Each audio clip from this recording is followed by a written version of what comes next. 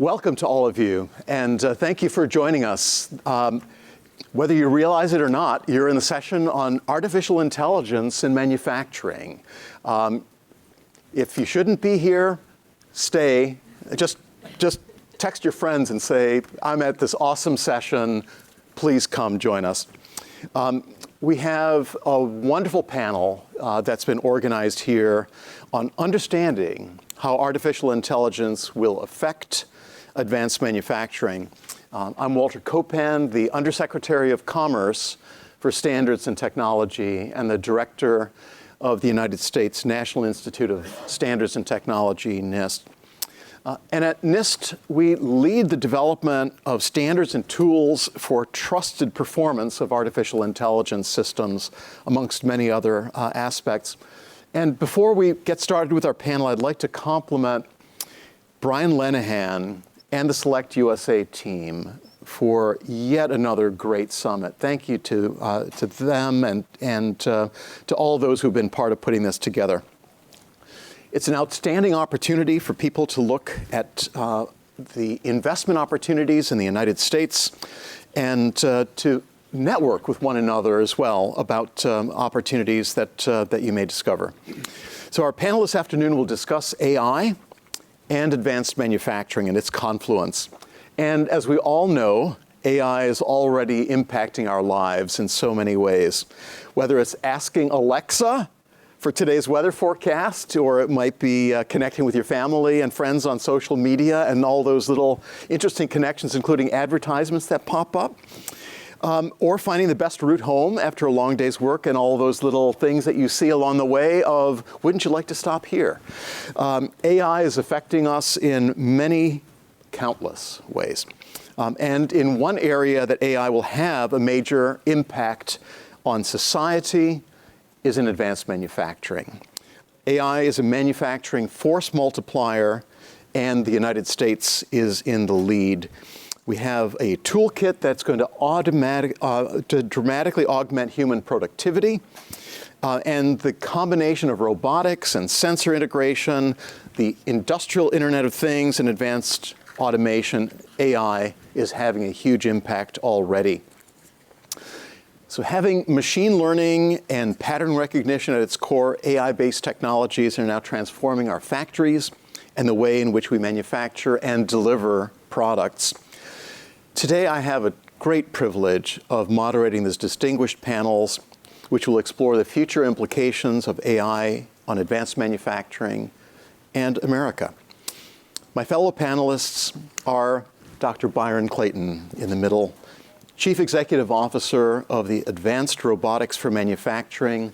It was founded at Carnegie Mellon with Manufacturing USA and supported by the Department of Defense. It was founded in 2017, and it's now operating as an independent, nonprofit, a national membership-based consortium dedicated to U.S. leadership in manufacturing by accelerating the commercial deployment of innovative robotic technologies in advanced manufacturing. To my immediate left, to my immediate left is Dr. David Steele. Dave, Executive Vice President for Samsung Electronics.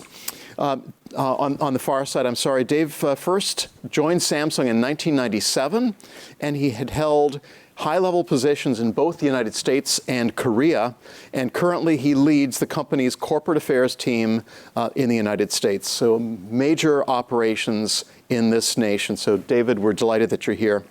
And lastly, to my immediate left is Dr. Michael Grieves, Chief Scientist for Advanced Manufacturing at the Florida Institute of Technology.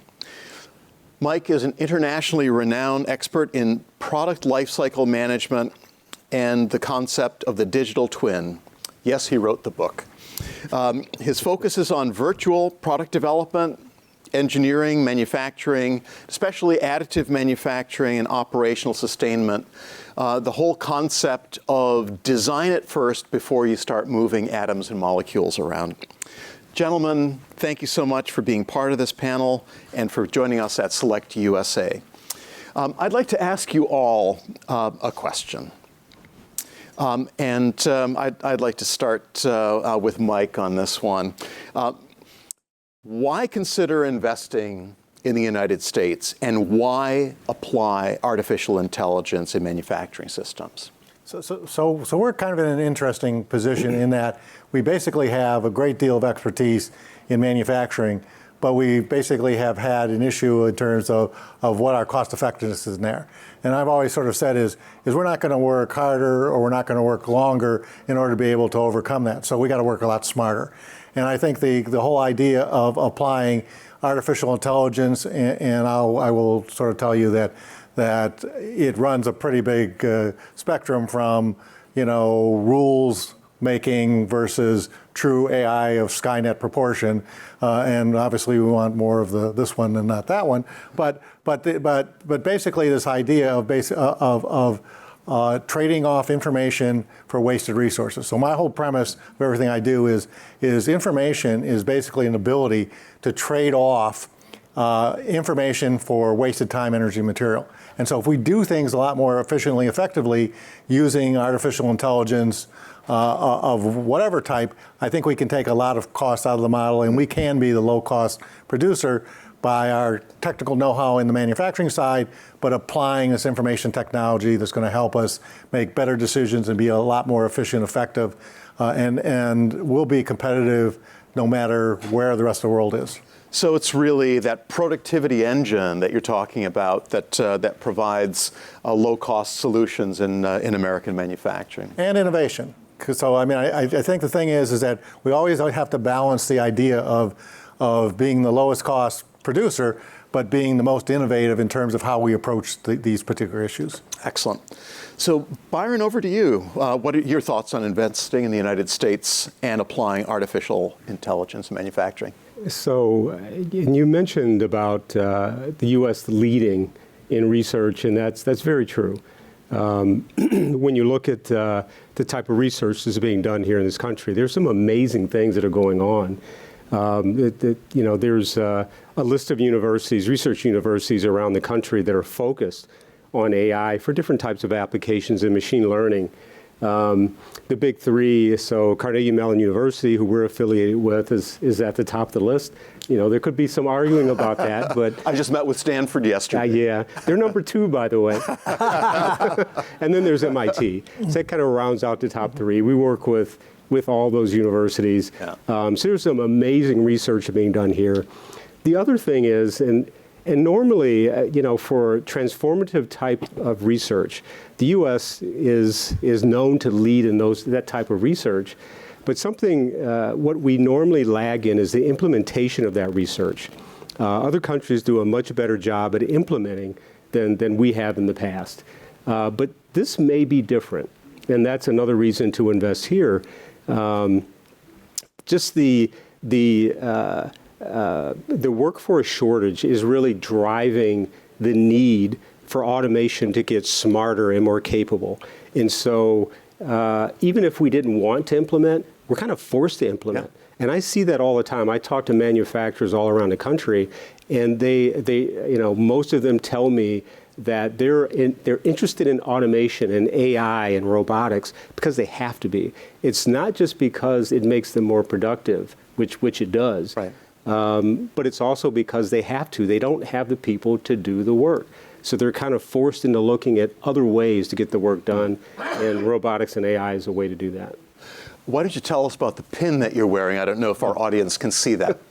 So the pin says, "I love robots." Okay? It's mandatory for all the ARM employees to wear.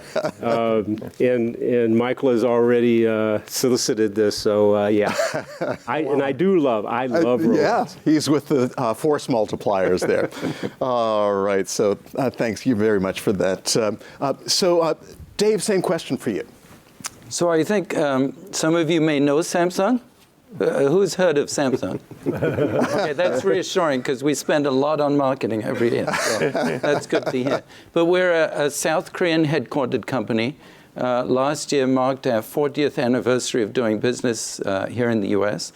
We now have 20,000 people across 46 of the 50 states, and we've a total of $30 billion that we've invested. So the US has always been an important market for us. Obviously, a lot of demand for our product.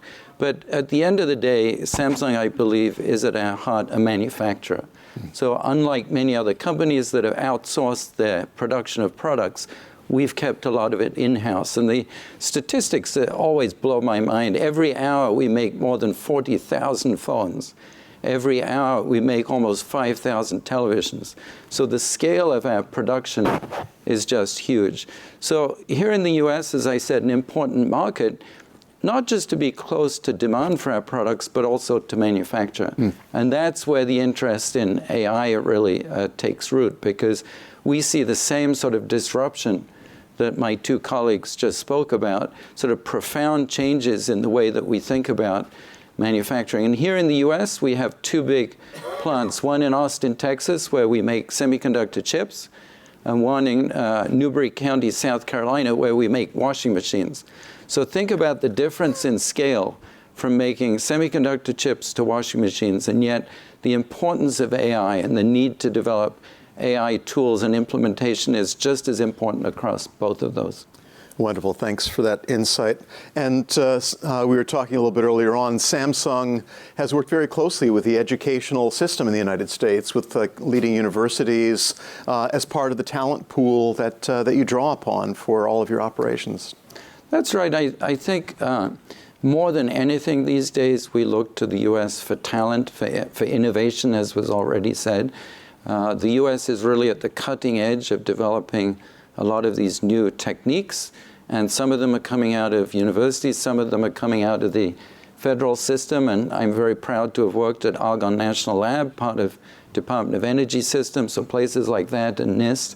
Very important to build the overall knowledge base, and then it's our responsibility as a company to implement that as quickly as we can. So I think getting to the point where it really does have some bottom line impact on our manufacturing.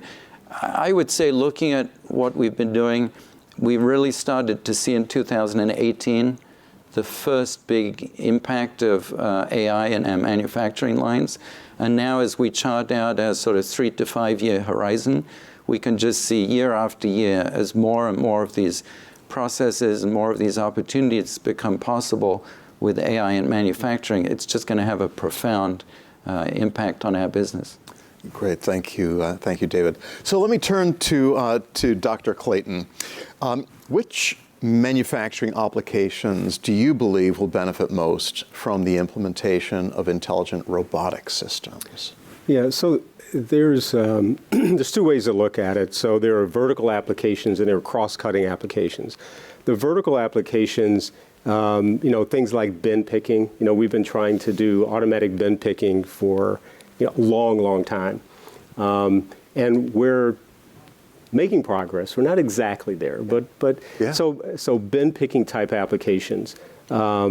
There's also things like inspection. You're going to see a lot of work with AI in inspection, because inspection runs the gamut.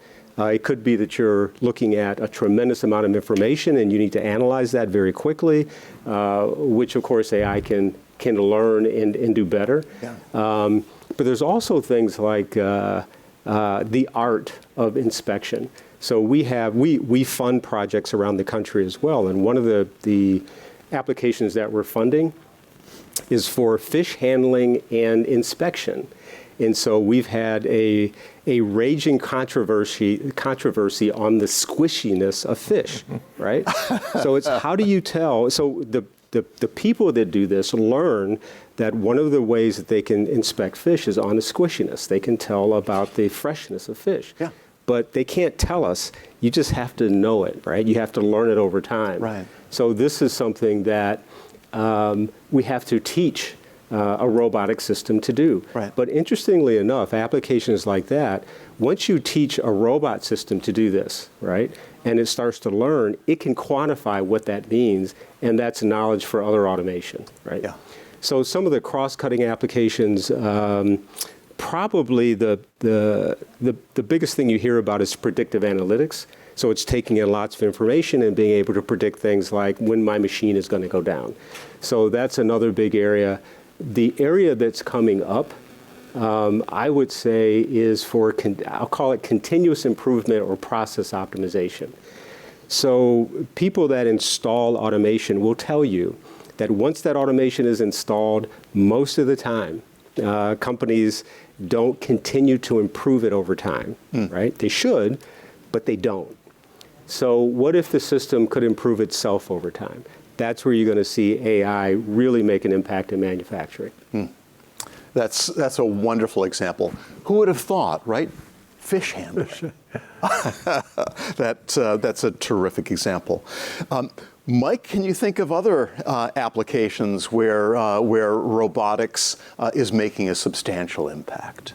Well, I think that the fact that so first of all, I sort of believe that it's a human in the loop element. Okay, so this idea that says we're going to have AI and robots, rule over the world, and the rest of us are going to go out for coffee, I think is kind of a misnomer in terms of what we want to do. Yeah. And I think the focus has to be is how are we augmenting what people do in terms of the intelligence and the capabilities.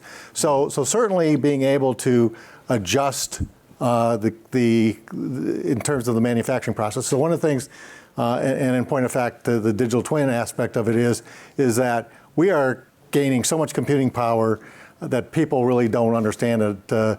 I mentioned I ran the largest computer in the world in the 70s. It's called the Iliac 4, and we could do as much computing in 20 minutes as the rest of the world combined could do in 2 weeks. Now, mean time between failure was about 18 minutes, but that was another problem. But the whole idea is today my iPhone is about 100 times more powerful than that thing was, and so we have just gone up this more. Sorry, Samsung. We're probably 30 times more. There you go. Sorry, I forgot my audience. So basically, in 10 years we're going to have 100 times as much computing power, and 20 years 1,000 times. Yeah. So what are we going to do with all that? Well, one of the aspects of it is I think that what we're going to do is in factories keep projecting from every time zero what's going to happen with all the rest of it. So we're going to, so a lot of the Industry 4.0 is about how do I reduce the time before having an event happen and basically curing it. And if you look at the Industry 4.0 stuff, that's about reducing it. Well, my feeling is that what we're going to do is project out ahead and not have the incident because we can go fix it before it occurs. And so I think the opportunity of basically having sort of self-adjusting factories that basically allow them to take anomalies that occur and then adjust for it so that you basically don't have any problems is where we want to go. But one of the things I sort of want to mention is if we don't have oversight on AI and AI gets to change its rules, we are basically opening ourselves up to a lot of issues. And I think that's where the United States has an advantage is we're talking about basically having overwatch capabilities with a digital twin of the factory to understand what's happening in the factory. I am really against of basically saying, we're going to throw AI into a factory and whatever happens, happens, because I'll tell you, it's going to be some sort of problem that is going to be, catastrophe at some point in time. So we've got to balance, the artificial intelligence piece with sort of human common sense and having to have oversight. But I think all those things are going to happen. So, Mike, you've used the term digital twin, and I'm not sure if everyone in the audience is familiar with that term. Would you describe a little bit more about that? Sure. So digital twin is the idea that because of where we are in computerization, we can now take the information that was existed in any particular entity, chair, car, an airplane, and we can extract that information and create a digital version of it that basically is all the information that we would have if we were in physical possession of that. So in a digital twin of a factory we would basically have a factory that runs in a computer that basically mimics what is happening out on the factory floor. In fact, the factory floor feeds that information so that at any point in time, if we want to know what's happening on the factory floor, we can look at its digital twin. I mean, that's the reason the factory floors had their second floor where you could look over the factory so people could see what's going on. Well, this takes it to the extreme of basically allowing them to look at any particular thing that's happening on the factory and looking at it digitally. And I think that's going to be a huge opportunity to basically get out in front of problems. Yeah. Thanks. Byron? So I want to pick up on something that Michael mentioned, and that was about, turning over factories to AI, right? So there's something called explainable AI, and it has to do with trust. So one of the things that we focus on at ARM is trust and safety, right? So as robots get out into the workforce, and your non-human workforce starts to grow, there's a thing when robots start to make decisions on their own. Can you explain that decision? So if you think the robot's going that way and it goes this way, that can be pretty startling if you can't explain it. So I wanted to touch on that because I think we're going to get in that later, this idea of explainable AI and trusting that as this robot is making, or automation, it's making more decisions, that you can understand why it's making those decisions. Great. In fact, that's why I propose that we got to have an Overwatch. If we're going to have that, we have to have a digital twin that at least provides us an opportunity to get involved, even if the AI is on the factory floor. Yeah. So, David, just following on to that conversation, when we talk about AI, can you share how Samsung is thinking about AI right now? So as we think about sort of the factory of the future, AI is a big piece of that. And I should say another big piece that we're watching very closely is 5G. Because when you think about a factory right now that is fully wired, the opportunity to actually remove those wires to go to a wireless factory environment, have the latency, have the bandwidth to actually make these devices communicate, that's another piece. So this combination of 5G and AI, very important. The kind of applications that we're looking at, the impact, inspection is a big one. Yep. So, products coming off the line where we've done optical inspection, now we're automating that, but using deep learning methods so we can actually, make those kind of predictions about defects and failure. Sensors, another huge area for us. So typical semiconductor fab has millions of sensors throughout. All the different processes have sensors. So incredible amount of data being collected. There we're also applying AI now to start to look at that data to understand what's going on with the processes, where they go out of compliance, and how we can manage that. And then I would say it's not just the sort of the processes in the factory themselves. It's also all the systems around those. So scheduling, when you look at a very complicated global supply chain like we have, and you're looking at inbound and outbound, multiple steps of the way and linking to partners, that's another place where we're applying some of these AI tools to that sort of big data analysis. So really all these places in manufacturing where there's just this enormous amount of data, sensors, robots, or the scheduling and process technology, there we're applying it. Yeah. And already, and like I said, this year, I think last year we just started to see it. This year we're starting to see a lot more impact as we get more robots in the line. You go to a semiconductor fab these days, everyone expects to see all those folks in bunny suits walking around. Very few of them, because so much of it now is highly automated in the line. And then even a washing machine factory, TV factory, much more robotics coming into that. Yeah. I think it's to the point that's been raised now multiple times. It's the productivity enhancement to allow people to focus on what value that they can add best in the entire manufacturing process. Thanks for sharing those insights from Samsung. Byron, I'd like to turn to you now and talk about the challenges that we're facing. What do you think the challenges are that intelligent robotic systems will create for manufacturers? Yeah, if you think about these intelligent robot systems, and as manufacturers increase their adoption, what you're really building is this non-human workforce, if you think about it, right? So you have your human workforce, you have your non-human workforce, and the future of manufacturing are these two workforces working side by side. Yeah. That's going to create tremendous challenges. Their safety is the first thing you think about, right? So with safety, you have a whole crop of lawyers, and I apologize to any lawyers out there, but you've got a whole crop of lawyers coming on, and that's a field that's growing by leaps and bounds, and that is all the liability issues that are going to come out of machines making their own decisions or in self-driving cars, right? So safety is the first thing you think about, but job security is something else that some manufacturers are starting to think about.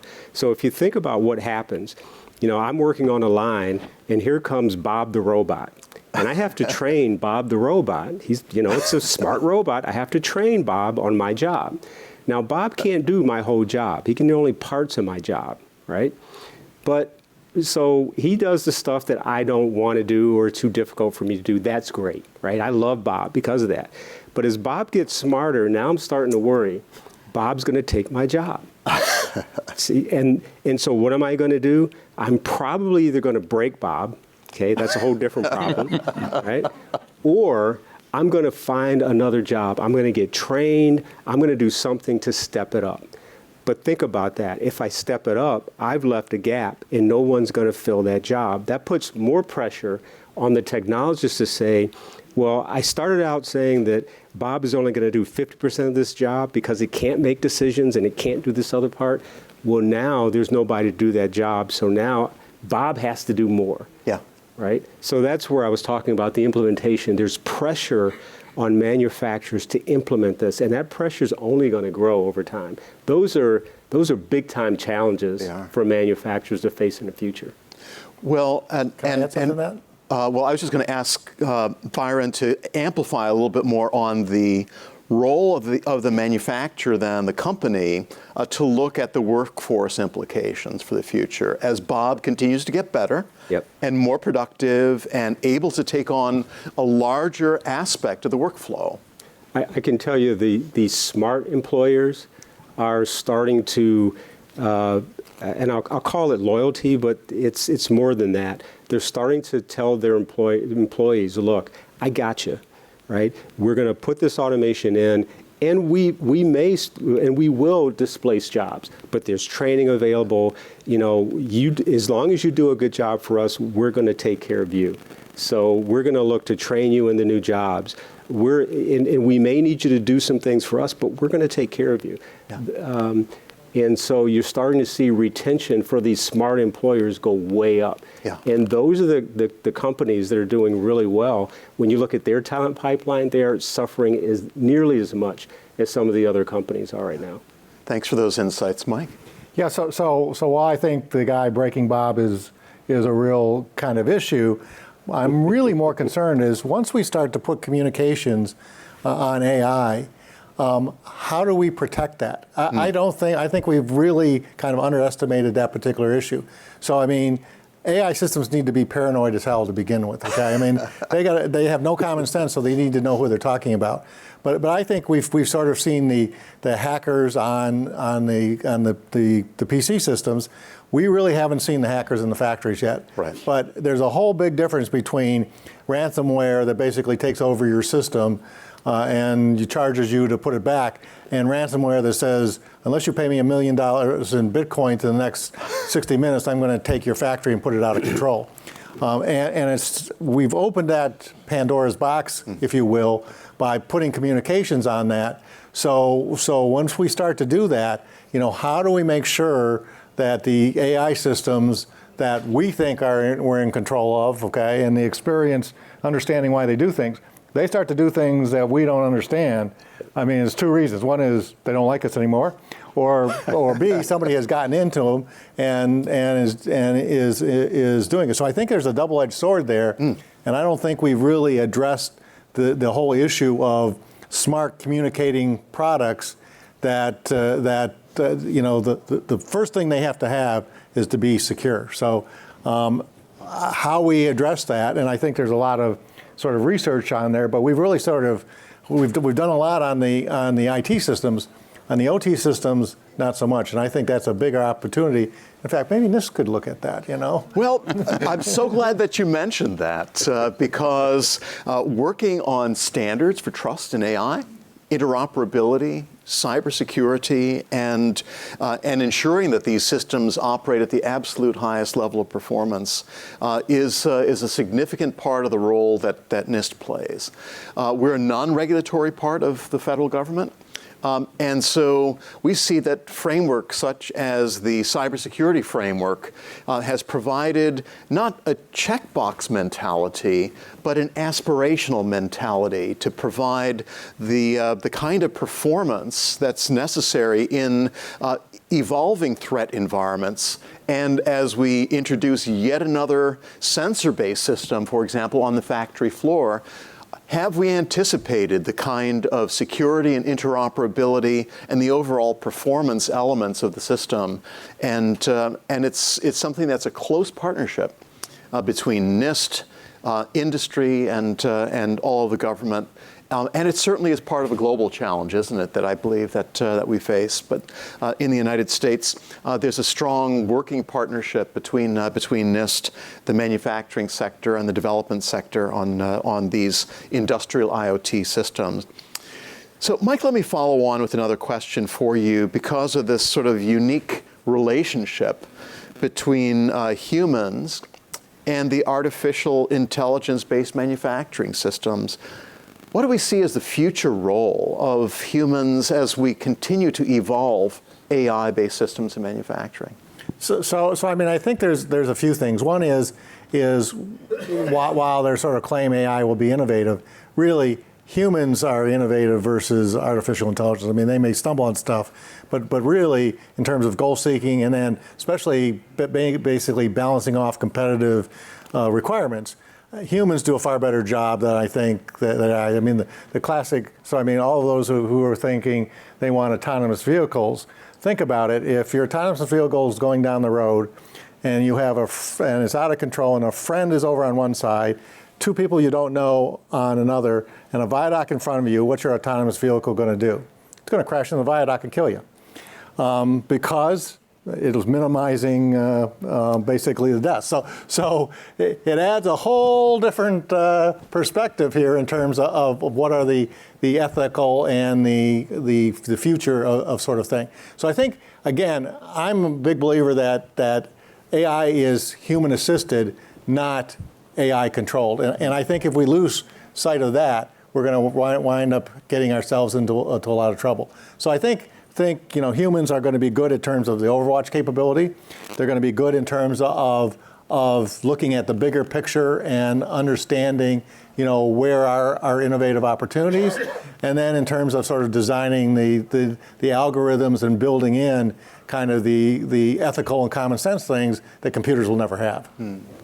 Thanks for sharing those insights. If I could just follow on to that, NIST issued a study last year that looked at the performance of humans and expert humans in image recognition, in particular in facial recognition. They also analyzed the performance of a broad range of software products for image recognition, and the results of the study ultimately showed that by having expert humans working with the best software, the absolute highest fidelity was achieved because the fatigue factor that humans will sometimes have in these repetitive types of activities wound up then being augmented so that the experts can utilize their time on the highest value function. And a very interesting study with strong statistical precision. And so I think it just points to the fact that you're talking about, that allowing machines to do those elements that are repetitive, but also learning within this environment, and having the right kind of human interactions creates tremendous value. Byron, following. Yeah, so there are a number of studies on the robotics side as well which support that, and that really talk about it's the most productive, the highest productivity you can get is when people and robots work together. So it's kind of a given. But the other side of it is that it's easier, it's cheaper, and it's faster to do it that way. Yeah. I used to install robots a long time ago, And we always used to say it's the last 5%. That was the problem. We could get to do 95%, but man, that last 5% is where all the cost was, trying to get it to do everything a person does, where the difficulty was and where you typically failed. So the advancement today is that you don't have to do that. You can have the robots do what they're good at and people do what they're good at. You can put it in really quickly. Now with AI, you can have, as Mike was talking about, you can have humans in the loop that are teaching the systems to get smarter, and it's a much faster, cheaper, better way of automating. Yeah. David, just to follow on to that, you had mentioned some of the work that Samsung is doing, already utilizing AI in your systems, from chipsets to washing machines. What a great range. Can you talk a bit more about how this is currently being implemented and some of the observations that you've had along the journey?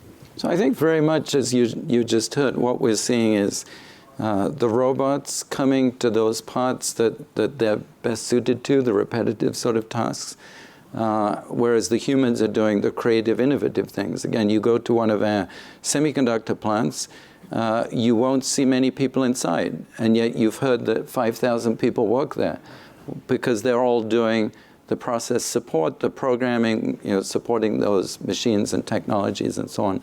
So I think we're already seeing that happen. I would echo what you said before about security. When I mentioned about sort of AI and 5G coming together, we're getting a huge amount of interest from companies for private 5G networks. So rather than having the 5G network in your factory connected to the outside, it would be a secure 5G network just inside that factory to try and give you that kind of isolation. So security is paramount, but also the efficiencies. So finding those right places. Some of the AI applications come very naturally in the sense that they're sort of an extension of what we've been doing on big data analysis. But some of it is much newer now in terms of predictive capabilities. And that's why I think we're just at the beginning of this journey. Yeah. Well, we really are at the beginning of the potential of Industry 4.0, aren't we? We've had our revolution in process automation and going to the manufacturing line and all the productivity that it represented. But now it's the confluence of intelligence systems and the ability to use data in secure forms. It's a transformative time for us in manufacturing and indeed in the world. One of the elements to the point that you were just raising is the issue of software quality and being able to engineer sort of beyond the vulnerabilities to assure the overall performance of systems in a secure, interoperable form in a way that can still have connectivity to the web where that's appropriate, but to have the kind of quality and security that comes only with a standards-based system. A wonderful, wonderful insight. Thank you. Let me turn back to you, Byron. Let's talk about risk, and in particular, the risk that represents the risk of the purchaser of new technologies, the time to transition AI technologies to the factory floor. That's a scary investment decision for companies, especially with relatively new technologies and looking at the customization that's required, for example, to support an automation system ranging from things as broadly as chipsets to washing machines. Tell us more about managing these risks. So the first thing is you don't want to fall in love with the technology. So AI is really sexy, right? Everybody likes AI. But you have to be careful not to say, I'm going to put in AI and I'm going to make it fit somewhere. That's a recipe for disaster. What you need to do is really take a look at what your issues are, right, and see how AI fits that. That's really the first step. And that will lead you to taking a look at what are the right kinds of solutions, because AI and any kind of automation or things that feed into that 4.0 technology, there's so much of it out there. You really have to narrow it down by looking at what what are the solutions that you're looking, or what are the challenges that you have that you need to solve? And then it kind of goes from there. But basically, it's going through, there's a technology adoption process that probably a lot of people have read about, but there are best practices that you need to be regimented in how you do it.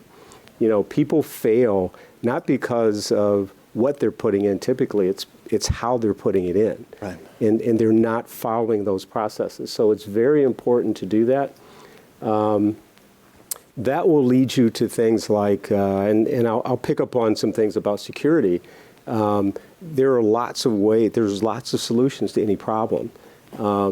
So we're talking about the 5G network. You know, maybe that's really what works for your factory. But there are other solutions that you may want to look at as well that may fit you better. So there are organizations, Intel is one, that are working on or have chipsets that are driving computing to the edge, so edge computing, which basically means that instead of computing over the cloud that may be susceptible, right, to some kind of security threat, you push your key computing right down to the factory floor, right to the actual systems. Yeah. So your key computing is actually done there. Now, it involves technology, but that's what I'm talking about. To reduce risk, you have to go through the process of what's your challenges, what are all the possible solutions, and narrow that down. And then you can get into things like, can it justify itself, et cetera, et cetera. Yeah. Mike, would you follow on to that? I mean, you've seen a lot of product adoptions and technology adoptions over the years. What would you suggest to a provider, a developer of automation systems based on AI to support them in their journey to have effective adoption by major players like Samsung, for example? Yeah, I was afraid you were going to ask me about all the mistakes I made about managing risk.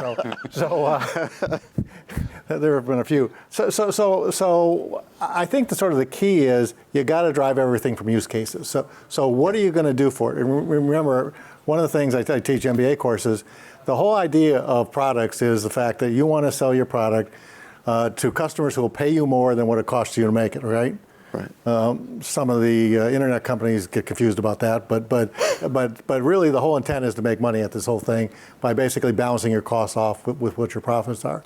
So where do you get value is really what you've got to look at, and once you sort of figure out where you get value, you need to basically then drive it from what use cases. One of the problems that I sort of see in terms of this run to massive amounts of data and artificial intelligence is you have massive amounts of data but no information.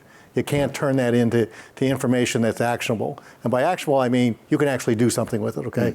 You can basically then make better quality decisions to either improve innovation or to reduce costs by not making mistakes that you would make if you didn't have that information.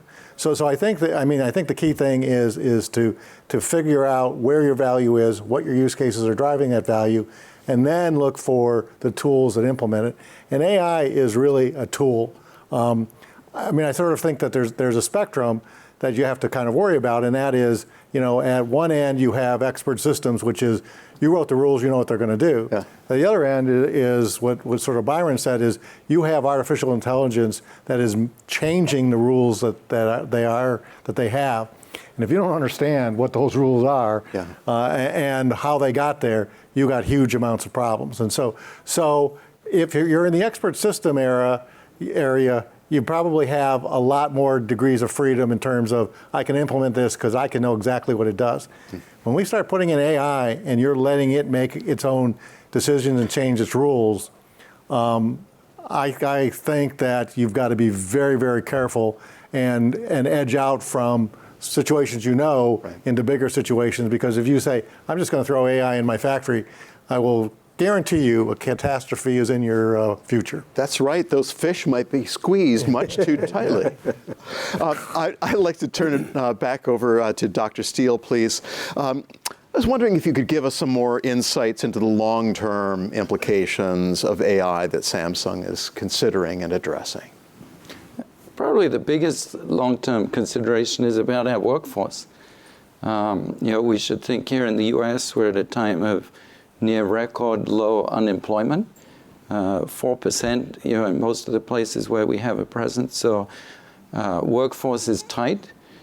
We need folks to stay engaged and loyal and committed, and we need to help them pivot to this new set of skills. I think that the returns on skills can only get greater and greater. Yeah. So it's ever more important that we help our current workforce and our potential future workforce equipped with those skills. So we do internal training. We have a program called Data U inside the company, which is to equip our employees with some fundamental skills about what AI means and how it might come about. Working with technical colleges, because that's often where the sort of machine programming skills lie. We've developed programs for veterans, because we think transitioning veterans really great opportunity for this new workforce. But the return on skills is just going to get greater and greater. So we have to do more on workforce development, I think, than ever before. Yeah, I would agree. And we have to make the workforce comfortable working side by side with Bob, right? Don't call it Bob. That's the first mistake. We don't want to anthropomorphize here, right? And I can add, so I talked about smart employers, okay? So here's a smart employer, right? So here's somebody who is looking out for the workforce. And when you think about the implementation of AI, right? So, there's an ethical part that's starting to emerge. And the very basis of those ethics is it helping or hurting, our workforce, right? So, that's really the bottom line. If we implement more of this technology, is it helping or is it hurting? Yeah. And that's something when we talk about the challenges faced in the future, that's a big challenge. And the smart employers are looking at the human case. We all know about the business case for automation and technology, but we need to be more concerned or as concerned about the human case. Yeah. What's it doing to my workforce? The smart employers that are getting in front of that and making sure that their workforce is okay, they're going to retain, the talent, as that talent pipeline even gets squeezed more.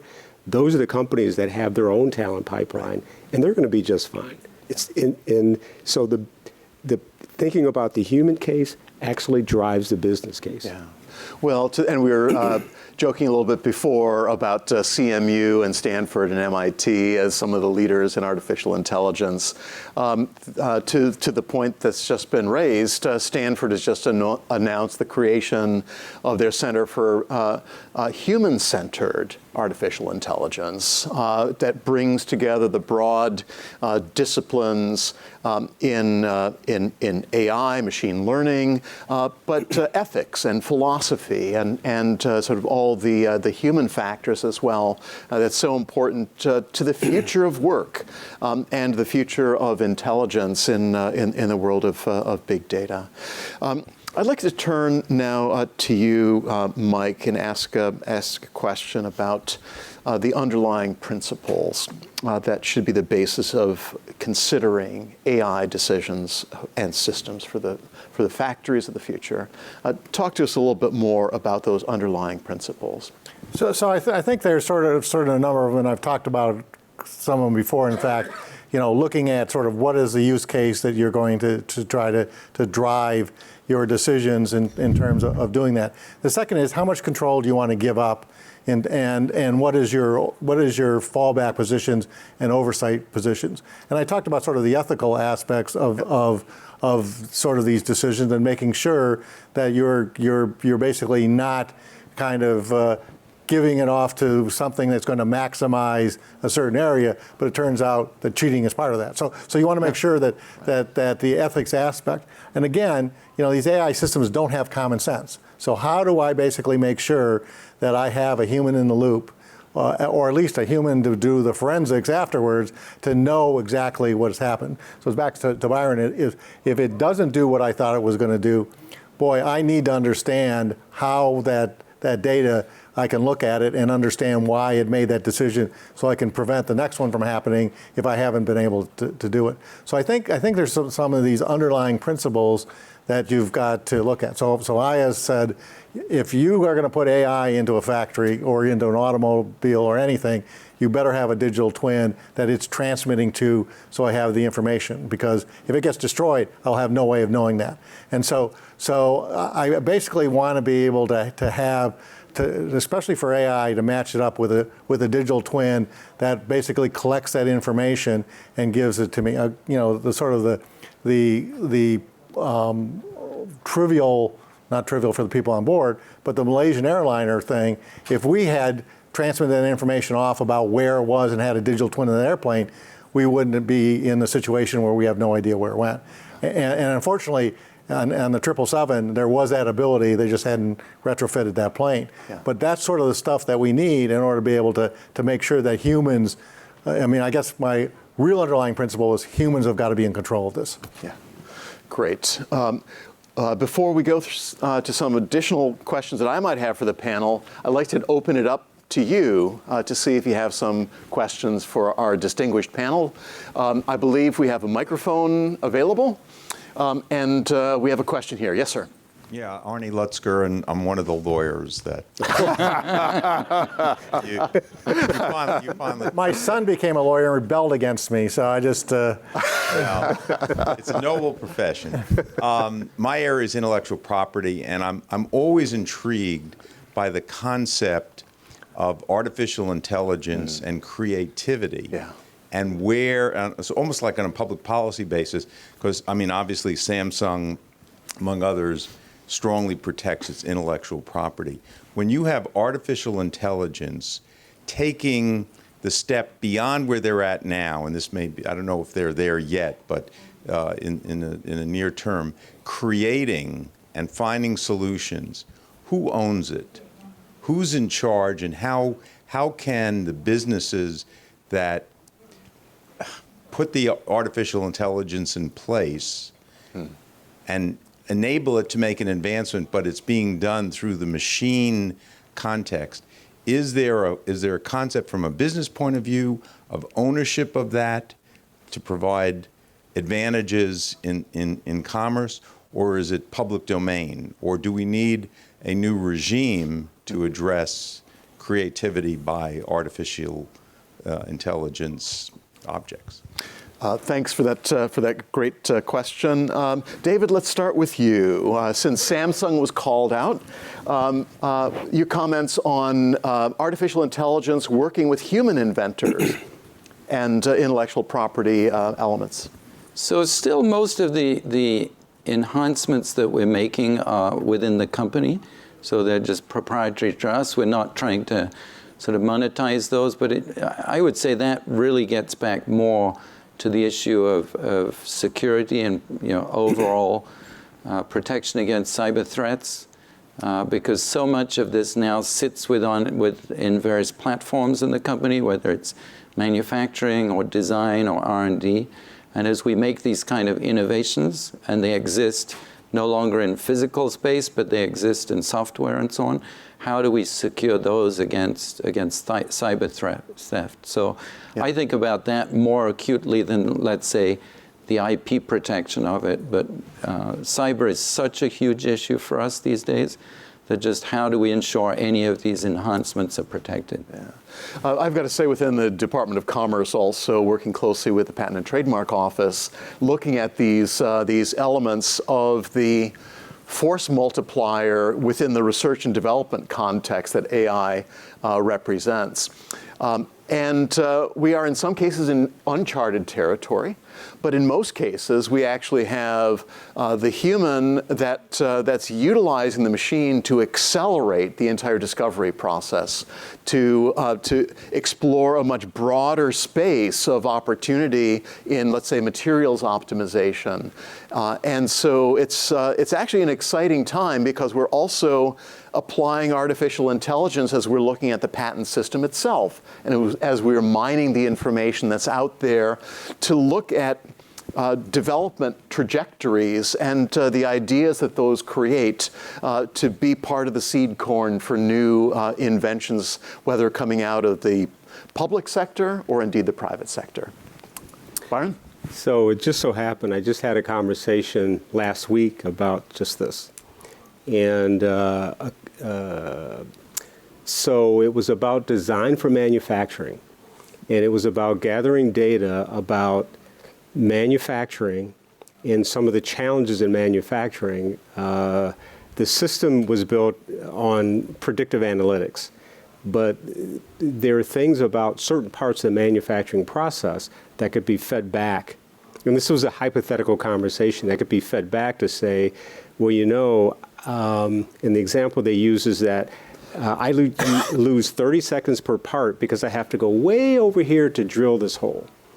What if that information is fed back, and it could be fed back in different layers, but the idea is that if this hole could be over here, I could manufacture this part faster, which means dropping the cost of this part, right?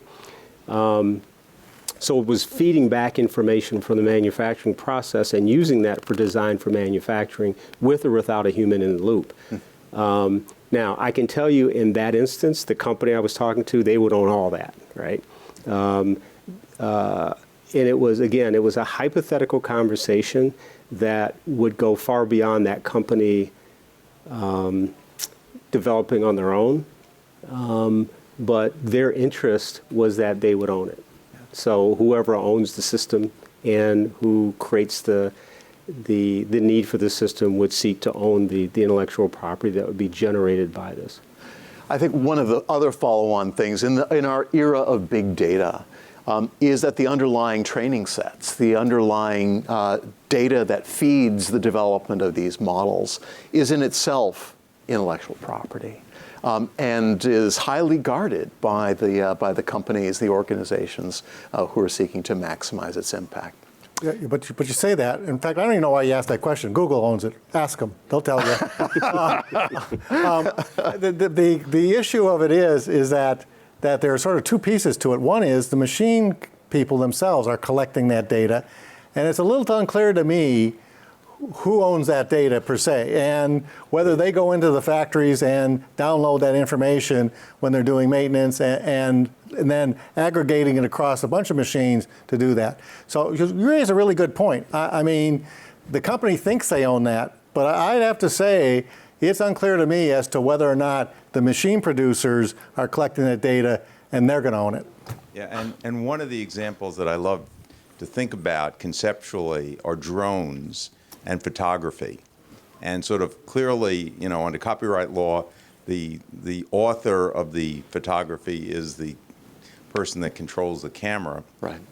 And you've got drones sort of out there, and somebody say, I'm controlling it, and you have, but it's like, you know, yesterday with the crash of the helicopter on top of a building, and there's a drone that might sort of take image.